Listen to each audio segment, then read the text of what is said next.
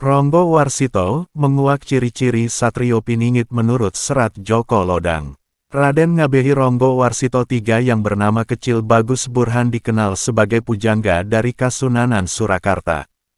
Hingga era milenial atau era digital sekarang, nama pujangga tersebut sering disebut-sebut oleh banyak pengkaji sastra dan filsafat Jawa. Namanya pula sering disinggung di kalangan masyarakat Kejawen. Di kalangan masyarakat, Ronggo Warsito bukan hanya dikenal sebagai pujangga, namun pula sebagai peramal masa depan. Pendapat mereka tidak bisa disangkal kebenarannya, karena melalui beberapa karyanya, banyak ramalan sang pujangga tidak meleset alias tepat. Selain melalui serat Kalatida Piningit, Ronggo Warsito meramalkan tentang datangnya Ratu Adil yang dituangkan dalam Serat Djoko Lodang.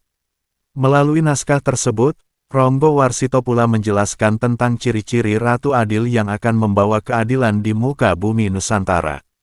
Kajian Serat Djoko Lodang. Menurut Serat Djoko Lodang Pupuh Gambu pada 1-3 bahwa datangnya Ratu Adil ditandai mulai bangkitnya kaum pribumi yang sekian lama berada dalam cengkeraman kaum penjajah yakni Belanda pada Sengkalan Sirna Tata Estining Wong.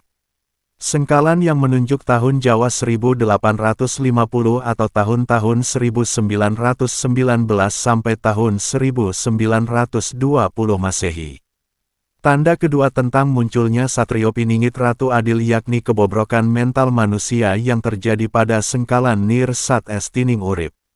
Sengkalan yang menunjuk tahun Jawa 1860 atau tahun 1930 Masehi. Dikatakan terjadi kebobrokan mental, mengingat waktu itu banyak manusia yang munafik, melakukan maksiat, bermain perempuan, berjudi, mabuk, dan tindakan bejat lainnya. Sehingga tahun tersebut timbullah hukuman Tuhan melalui prahara dan meletusnya Gunung Merapi. Prediksi Ronggo Warsito dalam Serat Djoko Lodang Pupuh Sinom perihal peristiwa yang terjadi pada tahun 1930 Masehi tersebut memiliki benang merah dengan Serat Sabdo Palon.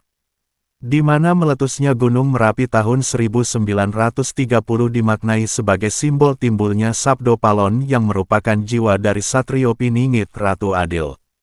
Dengan demikian, timbulnya Sabdo Palon dapat diidentikan dengan timbulnya Satrio Piningit Ratu Adil.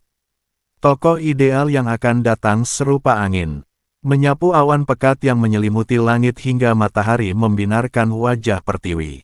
Melalui Pupuh Megatru pada 1-3 dalam Serat Djoko Lodang, Ronggo Warsito yang menyebutkan bahwa datangnya Satrio Piningit Ratu Adil pada Sengkalan Wiku Sapta Ngesti Ratu yang menunjuk tahun 1877 Jawa atau 1945 Masehi tersebut, rakyat mulai merasakan perbaikan ekonomi yang mengarah kesejahteraan dan kemakmuran hidup.